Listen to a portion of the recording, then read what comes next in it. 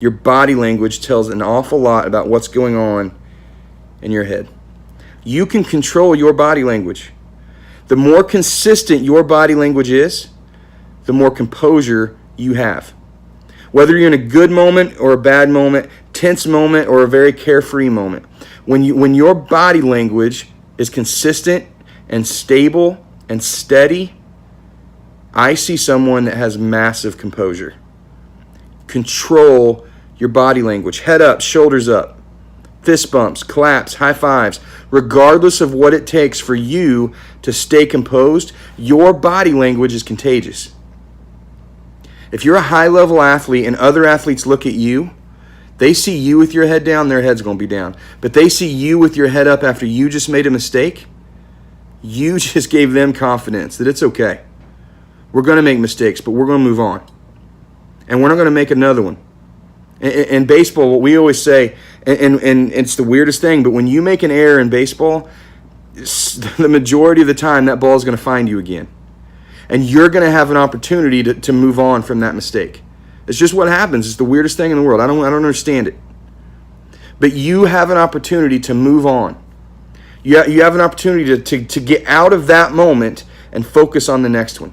All with your body language. Your body language, your breathing, it controls it. It dictates your mindset. It is the thermostat. It can bring the temperature up or down depending on what the environment is doing to you. Let it. Control your body language. Control your breathing. But the other thing you control is your thoughts. You know as well as I do, in those tense situations, your thoughts can drift to very, very bad places. We all have voices in our head. You have a negative voice. You have a positive voice. Sometimes we just have busy voices. What do you listen to in those moments? I am begging you, control your thoughts. When you have those negative thoughts start creeping in, you've got to recognize that. I've said before on our videos here, what you feed will grow, and what you starve will die. If you continue feeding those negative thoughts, they're going to grow. All I'm asking is if you want to be a person of high composure, feed the positive thoughts. Even in those stressful, dark moments, those struggles, those trials, those mistakes, those tense situations when you don't get a call, could you control your thoughts? Control that whatever is in here is going to be positive. Whatever is in here is going to help me move on to the next. Control your thoughts. You can control your attitude. Some of the best athletes I have ever been around in my life, best skilled athletes, have had some of the worst attitudes. And there's no way I would have wanted them on my team. No way. It didn't matter how good they were, I didn't want to deal with the attitude. Parents didn't want to deal with the attitude. Coaches didn't want to deal with the attitude. I would rather have someone with less skill but a great attitude. Because again, attitudes are contagious. And if you can control your attitude, it goes a long way toward your composure. Control your breathing, your body language, your thoughts, your attitude. Finally, control your words. You know as well as I do that in those tense moments when you get bumped, what comes out of our mouth is not always good. It's just not. What comes out of our mouth is often just a reaction without thinking. I am begging you, think before anything comes out of your mouth. And if what's about to come out of your mouth doesn't add value to the situation, doesn't add value to the umpire or the referee, even if you don't agree with them, then shut up. Keep your mouth shut. Your mouth, your words have the power to bring life or to bring death. Your words have the power to add value or take away value. I want you to be composed enough that even in the most tense moments, you are adding value with your words. And if you can't, keep your mouth closed.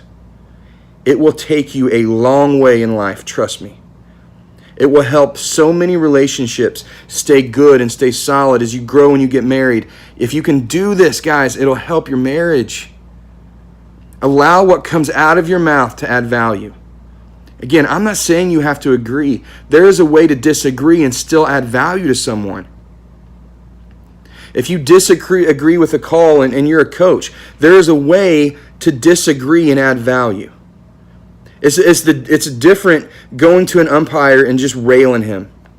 And with the insults and the "you're blinds" and "how did you miss that" and blah, blah, blah, and "you did this and you did that." That doesn't add value. But it's just as easy to say, "Sir, ma'am, whatever the case is, I didn't see that call the way that you saw it. Could you just explain to me what you saw? I want to understand what you saw because I saw something different. Could you just explain that to me?" You know as well as I do, 9 times out of 10, an umpire referee is never going to change the call. But if you approach them in a way that adds value to them, it shows that you care more about a person than you do an outcome. That is keeping your composure. You can control what you can control. Everything else, let go of. That's point number 1. Point number 2, focus on the next moment. We've talked a little bit about this already, but focus on the next moment. When you make a mistake, when you're in a tense situation and you need to keep your composure, the best way to do it is to move on. Have a short-term memory of those bad things and a really long-term memory of the good. To keep your composure, you've got to focus on what's next. You've got to focus on the outcome. How many times have you as an athlete or a parent, a team wins the game and you should be really excited, but instead you have an athlete that's upset about their mistake? Be focused on the outcome. At the end of the day, did you win? At the end of the day, did you grow? Did you learn? Did you get better?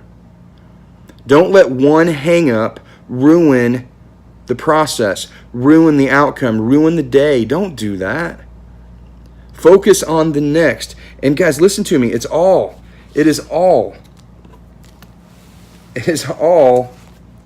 about what we focus on.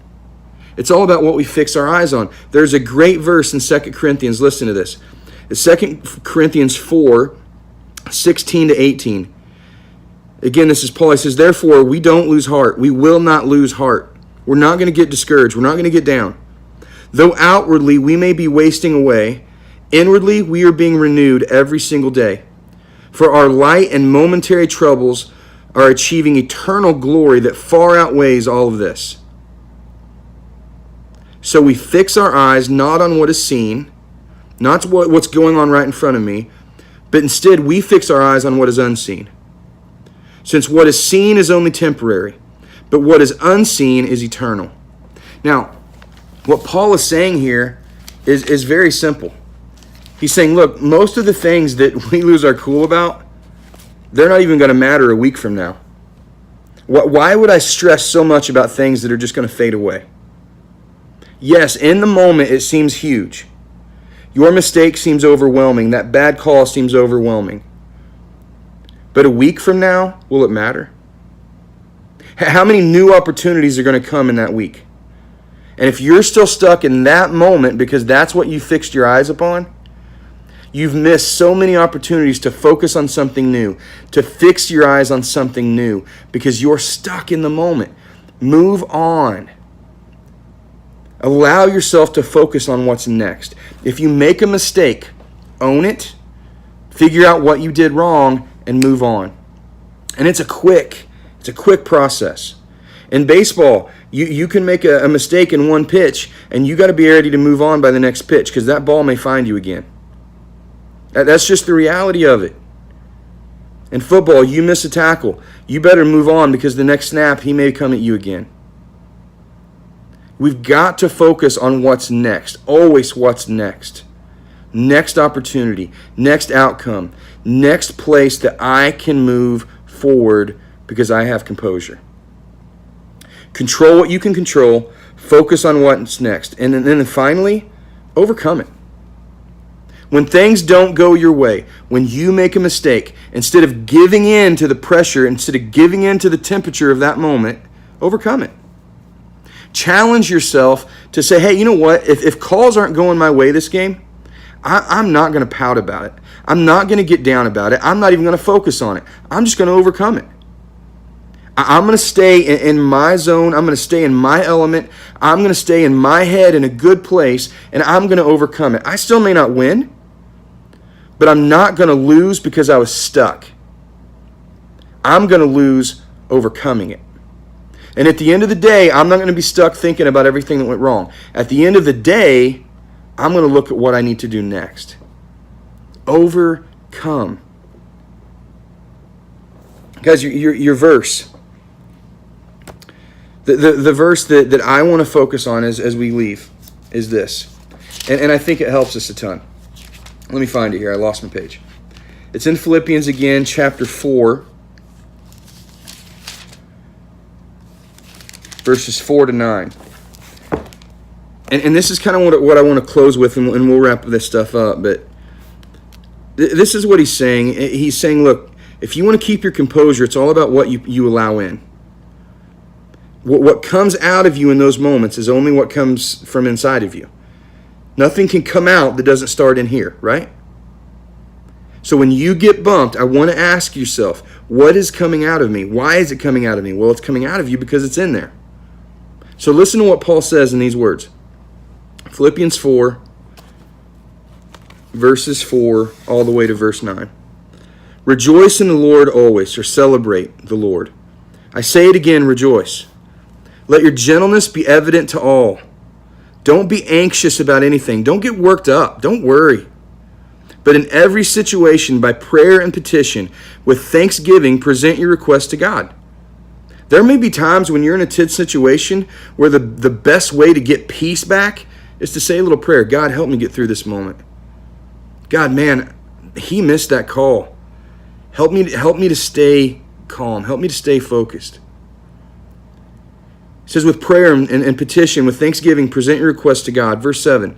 And the peace of God, which transcends all understanding, will guard your hearts and will guard your minds.